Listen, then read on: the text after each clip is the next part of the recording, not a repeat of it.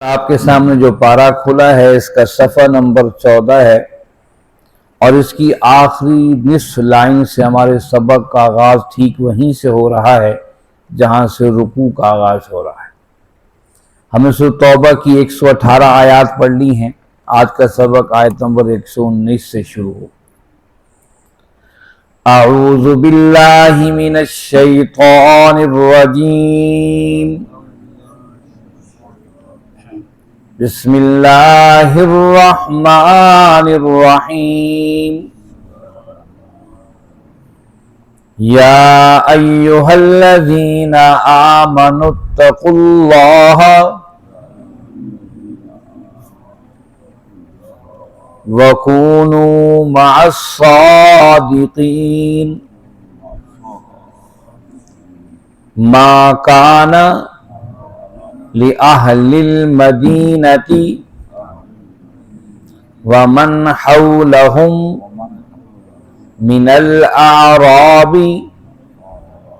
ان يتخلفوا عن رسول اللہ ولا يرغبوا بأنفسهم عن نفسه ذلك بأنهم لا يصيبهم ظمأ ولا نصب ولا مخمصة في سبيل الله ولا يطؤون موطئا یغیظ الکفار ولا ینالون من عدو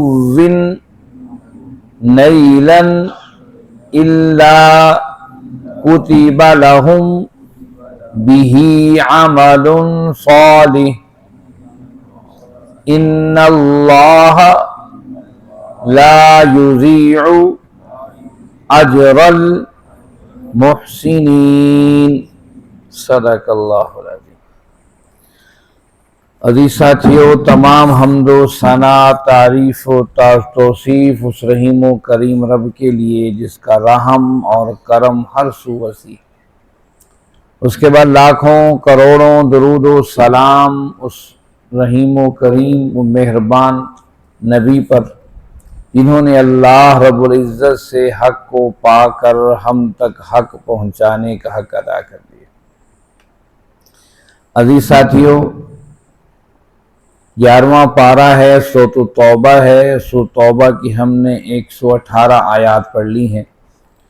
گزشتہ آیات بینات میں ہم ان 3 صحابہ کا تذکرہ پڑھ اور سن آئے جن کو قرآن نے وعلی الثلاثۃ الذین خلفوا کہہ کر مخاطب کیا۔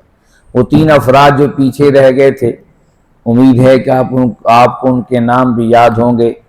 حضرت کعب بن مالک رضی اللہ تعالیٰ عنہ، مرارہ بن ربیع رضی اللہ تعالیٰ عنہ، حلال بن امیہ رضی اللہ تعالیٰ عنہ۔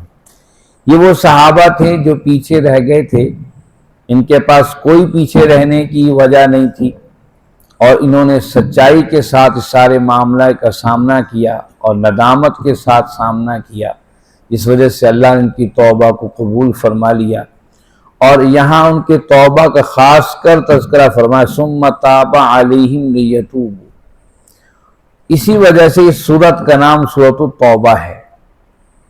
ان کی توبہ کی وجہ سے چونکہ اہم تذکرہ تھا، اسی لیے اس سورت کا نام سورۃ التوبہ ہے۔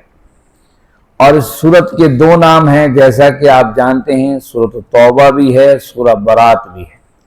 برات کا مطلب لا تعلقی ہے اور اس کی پہلی آیت براۃ من اللہ والرسول، کہ اللہ اور اس کے رسول کا اعلان برات ہے، لا تعلقی کا اعلان ہے مشرکین کے ساتھ۔ اس کے پہلے حرف سے برات، اس سورت کا نام سورہ برات بھی ہے اور سورۃ توبہ اس واقعے کی وجہ سے اس میں 3 مخلص صحابہ کی توبہ اللہ نے قبول فرمائی، اس لیے سورت کا نام سورۃ التوبہ ہے۔ اب اللہ رب العزت یہ فرما رہے ہیں کہ ایسے واقعات اسلامی ریاست اور معاشرے میں کیوں ہوتے ہیں؟ کیوں ایسا ہوتا ہے کہ جب ایک فیصلہ کر لیا جاتا ہے تو پھر یہ پیچھے اور آگے اور دائیں اور بائیں ایسا نہیں ہونا چاہیے۔ یہ ہم اگلی آیات میں ہم پڑھیں گے، آیت نمبر 119 میں۔ آئیے دیکھیں اس میں کیا ہے۔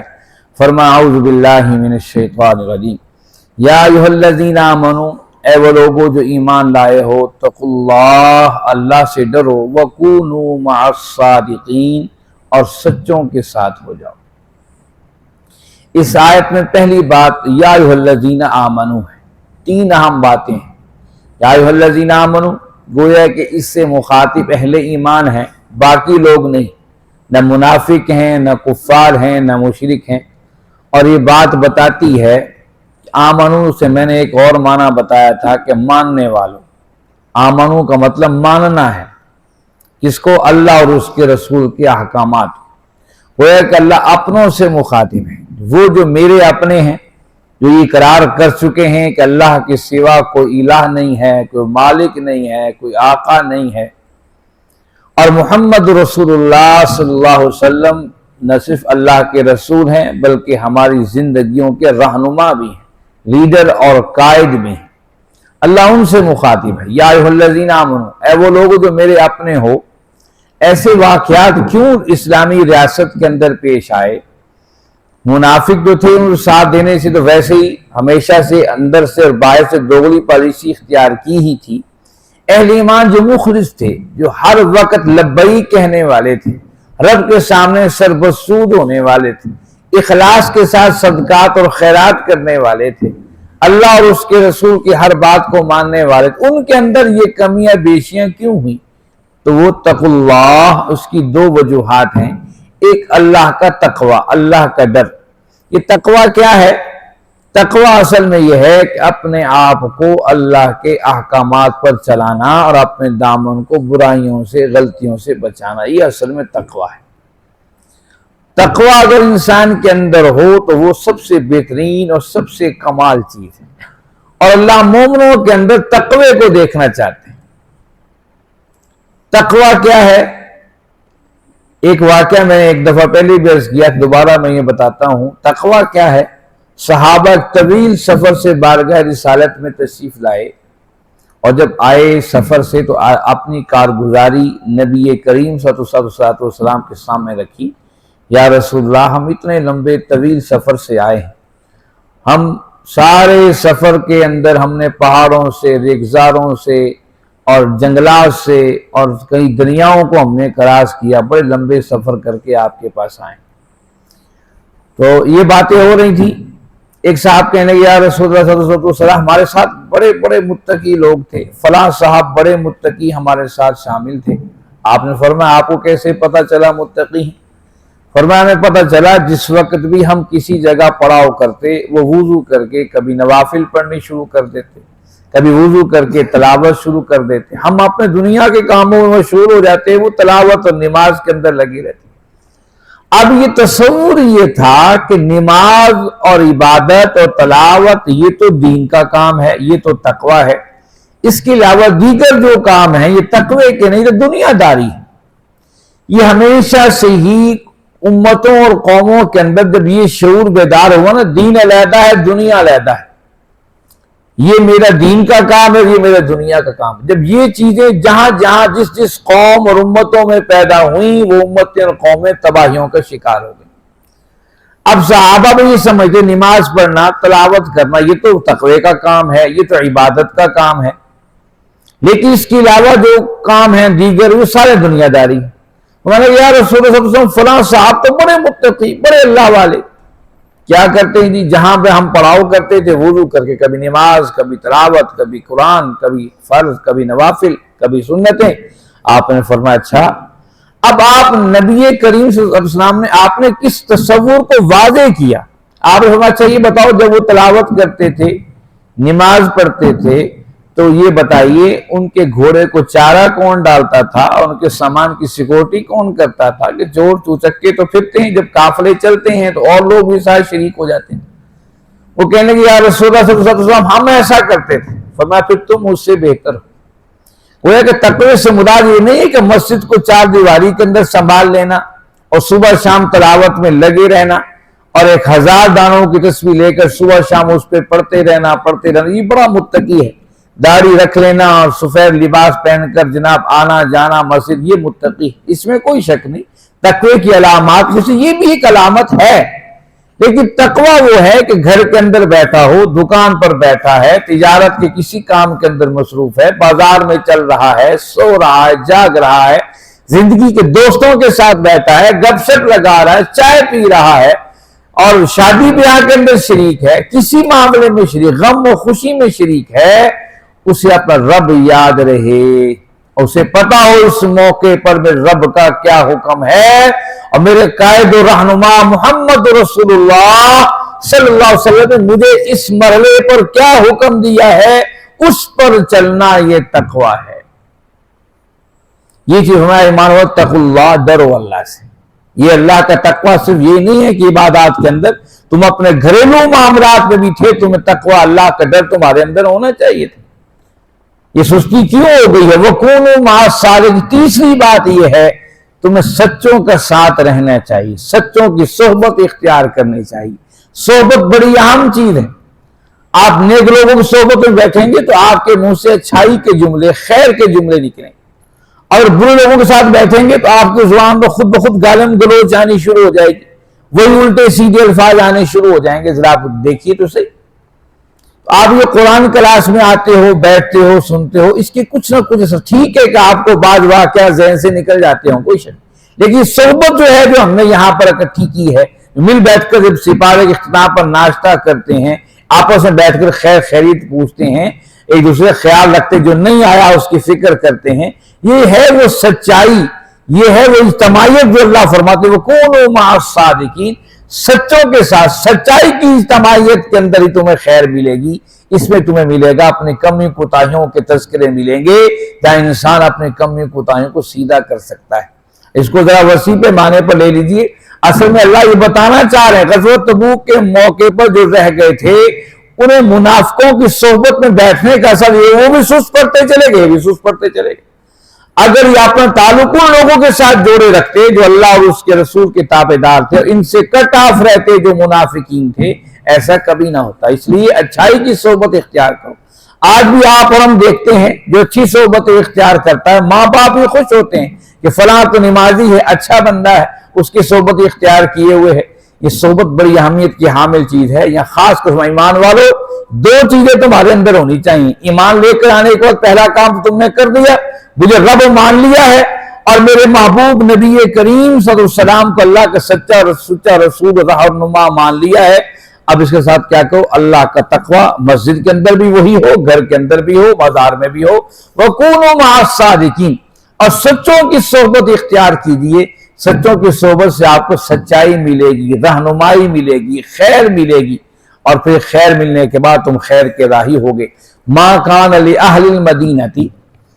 مَا كَانَ نہیں جائز تھا اہل مدینہ کے لیے، وَمَنْ حَوْلَهُمْ اور جو اس کے گرد تھے، مِنَ الْأَعْرَابِ دیہاتی، ان یتخلفوا یہ کہ پیچھے رہ گئے، عن رسول اللہ اللہ کے رسول صلی اللہ علیہ وسلم سے، ولا یرغبوا بانفسہم نہیں مرغوب جانا اپنے آپ کو، عن نفسہ آپ صلی اللہ علیہ وسلم کی جان سے، ذالک بانہم کیونکہ یہ، لا یصیبہم نہیں نصیب ہوتا، ضمن کوئی پیاس، ولا نصب کوئی مشقت، ولا مخمصۃ نہ ہی کوئی بھوک، فی سبیل اللہ اللہ کے راستے میں، ولا یطؤون موطئا اور جو طے کرتے چلنا، یغیظ الکفار کفار کو غضبناک کر دیتا، ولا ینالون من عدو نیلا اور نہ حاصل کرتے تم لوگ جو کچھ بھی کافروں سے چھینتے، الا مگر کتب لہم ان کے لیے لکھ دیا جاتا بھی عمل صالح عمل صالح، ان اللہ لا یضیع اجر المحسنین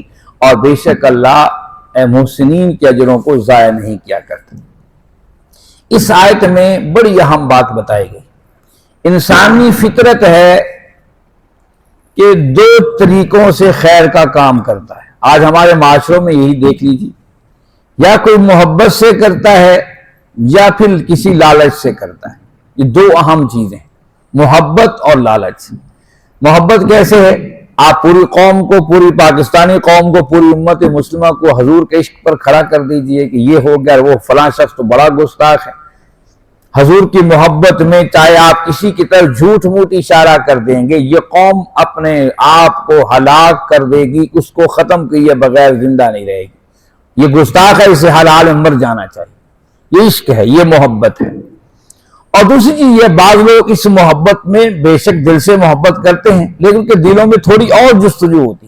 وہ کہتے ہیں کہ نیکیاں حاصل کر لیں، 2 نفل پڑھ لیں، ذکر اذکار کر لیں، تسبیح پڑھ لیں، کئی کتابیں بازار سے مل جاتی ہیں، 1 لاکھ درود پڑھنے کا ثواب، اتنے نوافل کا ثواب، وہ آپ اور ہم کتاب سے جیب میں رکھے ہوتے ہیں، کتنا ثواب، اتنا ثواب، اتنا ثواب۔ یہ کبھی ہم نہیں دیکھتے کہ کیا قرآن و حدیث میں اتنے ثواب کے تذکرے ہیں بھی کہ نہیں، لیکن ہم وہ کوشش کریں۔ 2 چیزیں ہوتی ہیں، دونوں چیزوں کا تذکرہ کیا۔ دیکھیں، ما کان اہل مدینہ، جو اہل مدینہ، ومن حولہم من اعراب، جو دیہاتی تھے، ان یتخلفوا عن الرسول اللہ، وہ پیچھے رہ گئے، حضور میدان کارزار میں نکل گئے، وہ پیچھے رہ گئے۔ ولا یرغبوا بانفسہم عن نفس، انہوں نے کیا کیا؟ اپنی جانوں کو زیادہ پسند کیا، عن نفسی، حضور کی جان پر انہوں نے زیادہ رغبت کی کہ ہماری جان بچ جائے۔ اللہ کے نبی صلی اللہ علیہ وسلم کے بارے میں خیال ہی نہیں آیا، وہ اللہ کا رسول، وہ اللہ کا نبی، کتنے طویل سفر پر اس چلچلاتی دھوپ کے اندر نکل کھڑے ہوئے ہیں، ان کے پاس سواری ہے کہ نہیں ہے، لیکن تمام باتوں کو چھوڑ کر ان کا دل بھی تو ہوگا اس پرسکون ماحول کے اندر، وہ گھر کے اندر بیٹھیں پرسکون کریں۔ وہ کیا عزم تھا، وہ کیا جد و جہد تھی، وہ کیا کوشش تھی، وہ تو میدان کارزار پر نکل کھڑے ہوئے اور تم لوگ اپنی جانیں بچا کر بیٹھے رہے۔ یہ پہلی بات تھی، ان کو اکسایا کہ دیکھو حضور کی ذات گرامی ہر حال میں تم سے افضل ہے، ہر حال میں تم سے افضل ہے، اور یہ قیامت تک افضل، صرف تبوک کے محاذ پر نہیں، صرف خاص آپ کی حیات طیبہ کے 23 سالوں میں نہیں، قیامت تک سب لوگ اپنا جائزہ لیں، کیا ان کی ذات حضور کی ذات سے انہیں زیادہ پیاری؟ وَلَا يَرْغَبُوا بِأَنفُسِهِمْ عَن نَفْسِهِ، انہوں نے اپنے جان کی تو پرواہ کی، لیکن اللہ کے نبی صلی اللہ علیہ وسلم کے بارے میں نہ سوچا کہ وہ بھی جان ہے، وہ کس طریقے سے کھڑے ہیں۔ ہم اپنی زندگیوں میں غور تو کر کے دیکھیں، اس نبی نے طائف کے اندر پتھر کھائے ہوں اور آپ اور ہم سچ بات کے لیے اٹھ نہ سکیں، اس نبی نے سب کچھ لا کر میدان بدر میں لا کر کھڑا کر دیا ہو اور یہ قول فیصل طے ہو گیا ہو۔ اب ایک وہ ہیں جو اللہ اور اس کے رسول کے جانثار ہیں، ایک وہ ہیں جو اللہ اور اس کے رسول کی مخالف پارٹی ہیں۔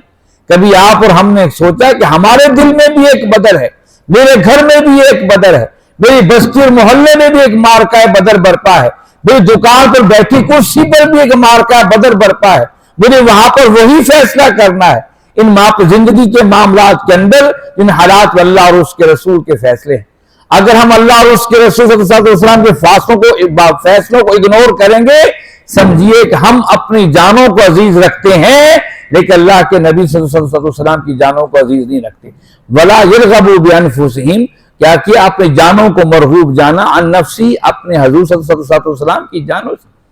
اور میں اکثر یہ بات کہتا ہوں، منافق تو احد کے اندر بھی تھے، منافق تو خندق کے اندر بھی تھے، منافق تو ہر جگہ پائے جاتے تھے، ان کی سرکوبی اس موقع پر ہو سکتی تھی، آخر تبوک کے محاذ پر ساری چیزوں کو لا کر کیوں نکھار دیا؟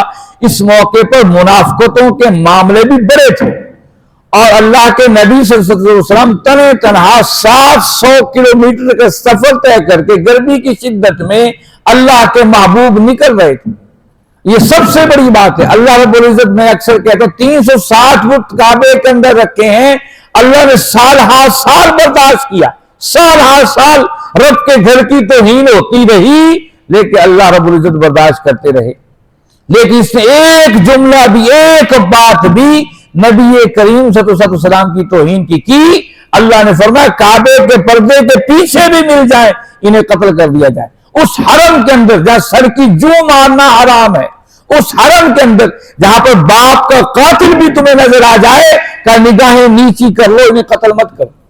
لیکن اللہ رب العزت ساری پورے معاملات میں چند لمحوں کے لیے، چند دنوں کے لیے احکامات اٹھا لیے تاکہ میرے محبوب کو دشمن کو مکہ کی سرزمین پہ بچے نا۔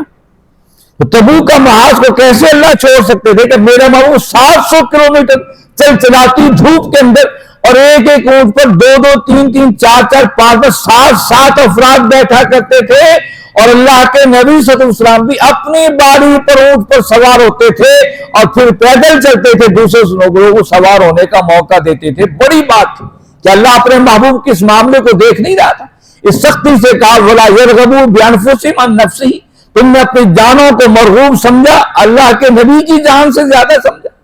اس سے اللہ سخت عتاب فرمایا اور کہا کہ اچھا یہ غلطی ہے، اب منافقوں کو میں نہیں چھوڑوں گا۔ سارے منافقوں کی ساری ریلیز کر دی، سارے ان کے نام بھی بتا دیے۔ حذیفہ ابن یمان رضی اللہ عنہ کو اللہ کے نبی صلی اللہ علیہ وسلم نے سارے منافقوں کے نام بتا دیے تھے، یہ جو مدینہ میں منافق ہیں۔ اور فرمایا کہ ایک چیز تو یہ ہے کہ تم نے اپنی جانوں کو زیادہ محبوب جانا حضور کی جان سے۔ آج ہم اپنا جائزہ لے لیں زندگی کس کس مرحلے پر ہم کا اچھا جی چھوڑو جی خوشی کا موقع ہے جی، اور چھوڑو جی غمی کے موقع پر کیا کیا جائے جی، اور کیا کیا جی ہم تو کچھ نہیں کر سکتے جی، یہ ہو گیا اور وہ ہو گیا۔ یاد رکھیے یہ ایمان کا تقاضا ہے، قرآن نے ایمان کا تقاضا بتا دیا کہ اپنی جانوں سے حضور کی جان کو ہر حال میں افضل جانا جائے۔ ذالک بانہم، یہاں دوسری بات کہی، ذالک بانہم لا یصیبہم ظمأ، وہ جو کہ اگر یہ ایسا نہ کرتے، ذالک بانہم لا یصیبہم، یہ نکل پڑتے جو بھی تکلیف انہیں نہ پہنچتی، ظمأ پیاس کی، ولا نصب مشقت کی، ولا مخمصۃ بھوک کی، فی سبیل اللہ کے راستے میں، ولا یتون موتیا، اور جو بھی وہ قدم چلتے طے کرتے، یغیظ الکفار، کفار کو غضب نہ کرنے کے، ولا ینالون من عدو نیلا، اور کوئی بھی سامان مال جو کفار سے چھینا جاتا، الا کتب لہم، ان کے لیے لکھ دیا جاتا، بعمل صالح، ان کے لیے صالح عمل۔ ایک تو یہ حضور کی محبت ان کو اپنی زندگی کا لازمی حصہ بنانا چاہیے تھا، پھر اگر یہ نکل پڑتے تو انہیں سوچنا چاہیے تھا کہ ہر عمل جو یہ کر رہے تھے، یہ وادیوں میں چلتے، دکھ اٹھاتے، تکلیفیں اٹھاتے، مشقت اٹھاتے، پیاس تھی، بھوک تھی، اتنی پیاس کی کنڈیشن تھی، صحرا کا سفر تھا، پانی نہیں ملتا تھا، اور اونٹ بڑی قیمتی سواری تھی، اونٹ بڑی قیمتی سواری تھی اس مرحلے پر، کیونکہ اونٹ نہ ہو تو انہیں پیدل چلنا پڑتا، اور ایک ایک اونٹ پر 7 8 افراد سوار ہوتے تھے، اور 30,000 کے قریب صحابہ کی روایت ملتی ہے جو اس لشکر میں آپ کے ہم رکاب تھے۔ ان حالات کے اندر جب کبھی پیاس لگتی تو پتا ہے کہ اونٹ کئی کی دن کا پانی اپنے پیٹ میں جمع کر دیتا، پیاس کی شدت کے ایک گھونٹ کی وجہ سے اونٹوں کو ذبح کرنا پڑتا تاکہ اس کے پیٹ سے وہ پانی جو جمع شدہ ہے وہ حاصل کیا جائے اور اس سے پیاس بجھائی جائے۔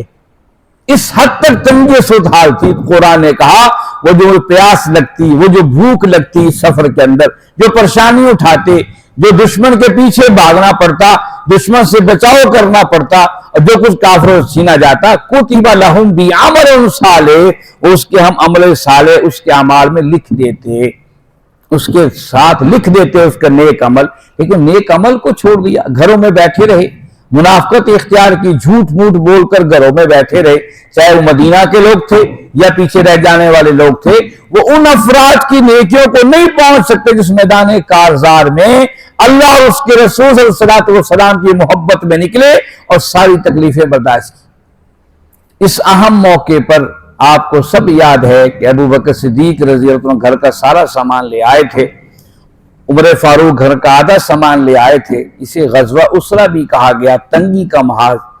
اس اہم موقع پر جو ہے عبد الرحمن بن عوف رضی اللہ عنہ سونے کے 2 توڑے کندھے پہ اٹھا کر لے کر آئے تھے، اور عثمان غنی رضی اللہ عنہ 900 اونٹ اور 400 گھوڑے دیے تھے، 900 اونٹ اور 400 گھوڑے عطا کیے تھے۔ اور ایک روایت میں آتا ہے کہ اللہ کے نبی صلی اللہ علیہ وسلم سامنے دیکھا، فرمایا کوئی ہے اللہ کے راستے میں دینے والا؟ عثمان نے کھڑے ہو کہ یا رسول اللہ میں 100 اونٹ دیتا ہوں۔ پھر آپ نے دائیں طرف کا کوئی ہے دینے والا؟ پھر عثمان ادھر آئے، فرمایا یا رسول اللہ میں 200 اونٹ آپ کے حوالے کرتا ہوں۔ پھر آپ نے بائیں طرف دیکھا کوئی ہے اللہ کے راستے میں دینے والا؟ عثمان ادھر سے فرمایا میں 400 اونٹ اللہ کے راستے میں دیتا ہوں۔ پھر پیچھے سے آپ نے مڑ کے دیکھا کوئی ہے ادھر دینے والا؟ عثمان پھر کھڑے ہوئے۔ ایک آپ نے ہر موقع پر جب عثمان نے کہا میں اتنا دیتا ہوں، آپ نے جنت کی بشارت دی۔ ایک حدیث میں آتا ہے آپ اس اہم موقع پر 8 دفعہ عثمان نے کھڑے ہو کر اللہ کے راستے میں دینے کا وعدہ کیا، آپ نے 8 دفعہ انہیں جنت کی بشارت دی۔ اور پھر جب سب کو دے لیا، 900 اونٹ دے دیے، 400 گھوڑے دے دیے، 1000 دینار جو سونے کے تھے وہ لے کر آئے، یا رسول صلی اللہ علیہ وسلم اس سفر میں، اس سفر خرچ کے لیے میں آپ کی نظر کرتا ہوں۔ اللہ کے نبی صلی اللہ علیہ وسلم ان سونے کے دیناروں کو یوں ہاتھوں سے اچھال رہے تھے، فرماتے تھے یا اللہ اب میرے عثمان کا کوئی بھی عمل ایسا ہو اللہ اس پر کی پکڑ نہ کرنا، کوئی بھی عمل ہو اللہ میرے عثمان کو بخش دینا اور معاف کر دینا۔ ایک روایت میں آتا ہوں ام سلمہ فرماتی ہیں رضی اللہ عنہا، وہ رات عجیب رات تھی، میں رات کے کسی لمحے میں اٹھی، اللہ کے نبی صلی اللہ علیہ وسلم کی باری اس رات میرے گھر میں ٹھہرنے کی تھی، اور میں نے دیکھا کہ حضور رو رہے ہیں۔ میں نے جب کان دھرے حضور فرما رہے تھے یا اللہ میرے عثمان کو معاف کر دے، میرے عثمان کو بخش دے، اے نے جو بھی عمل کرے اللہ اس میرے عثمان کو معاف کر دے۔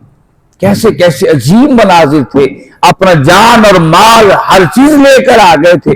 اس مرحلے پر کچھ ایسے لوگ تھے جو تماشا کھڑا کناروں پر دیکھ رہے تھے، کچھ مخلص ایسے بھی تھے چلنے کو تیاری تو تھی لیکن سستی کی وجہ سے رہ گئے تھے۔